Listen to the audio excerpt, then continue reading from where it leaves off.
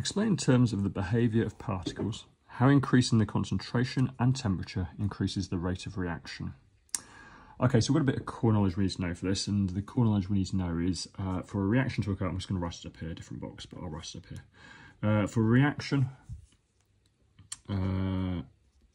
to occur, two things have to happen. One, particles, and this is really important you know this, must collide. Okay, if reacting particles don't collide, there will never be a reaction. Two, the collision needs enough energy. Okay, so the collision has to have enough energy, enough activation energy to be successful to start the reaction. So whenever we're trying to increase the rate of reaction, we're trying to increase one of these things, which leads to an increase in the other. So if we're going to argue these, we need to argue these in terms of both of these points, and that's really important. So increasing the concentration. If you increase the concentration, you increase the number of particles. So if you increase the concentration, you've got more particles in a particular volume of liquid. Okay, so if we increase the number of particles, we're going to increase the number of collisions.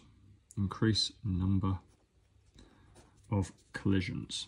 Okay, so think of the roads.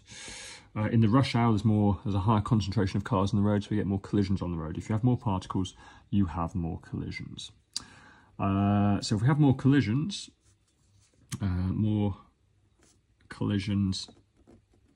have enough energy to be successful. Okay, so temperature. Just make sure I try and move the cat out of the way for a second.